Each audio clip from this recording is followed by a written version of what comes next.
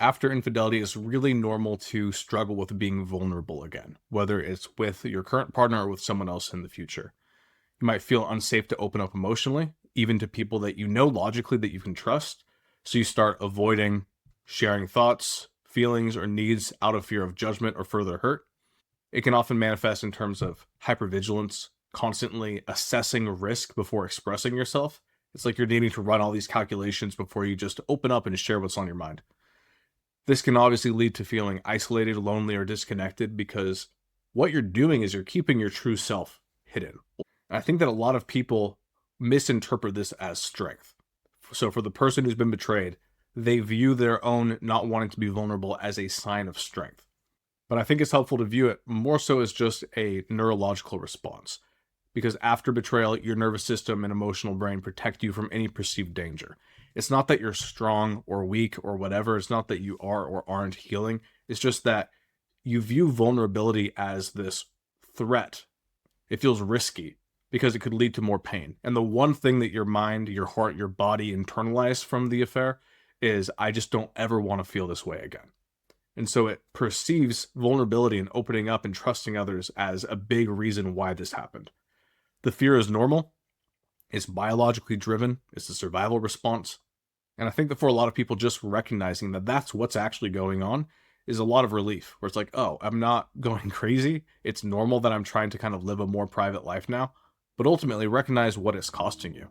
There is safety, not just in isolation, but there's also safety in surrounding yourself with the right people, with people that actually are trustworthy. And so if you become so anti-vulnerable that you cut yourself off from all connection, that actually is just leaving you more at risk. That same part that's motivating you to choose safety, once you recognize this, should kick back in a different way and be like, oh, I shouldn't cut off everyone. I just need to cut off people that aren't actually safe. And maybe not cut them off entirely, but at least keep them at an arm's distance. Sometimes, just for practical reasons, you can't get rid of everyone who doesn't feel safe. But you can put things in place to keep them at arm's distance. So at the practical level, definitely start small. Once you recognize, no, I do want vulnerability in my life, I just need to do it in a way where I still feel safe, still feel free to start small. Sharing minor thoughts or personal anecdotes or feelings with safe people, you can just start practicing opening up again. And then get clear on boundaries. Because people often don't specify what they are and aren't comfortable and who they are and aren't comfortable with, they'll just default to sharing nothing. So be intentional about your boundaries, what and when and with whom you share, creating a little bit of control. And oftentimes, if you're not expressing what you really are thinking, what you really are feeling that often, it can become difficult to even know, okay, what is true about me? So doing things to get in touch with that yourself, like journaling, writing out feelings, even when you're not sure whether you're ready to express them or not, can be helpful, and it's kind of a form of vulnerability with yourself. I think a big part of it that makes it tough is that vulnerability is closely connected to the reality that we can't control other people's outcomes. And it becomes difficult to face that after you've been hurt so badly by someone else who you couldn't control their actions. But being vulnerable is an essential part of embracing life authentically. And it would be tragic for you to let their actions prevent you from engaging with life fully.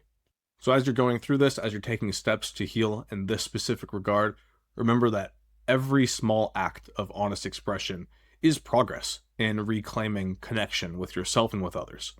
And over time, your nervous system will learn that opening up can feel safe again. It doesn't mean that you have to rush. If you combine it with self-compassion and recognizing that it is a couple steps at a time. Sometimes you get worse at things because life is really hard and it throws you this horrible curveball, and you are kind of starting a few steps back. You can get back to where you were.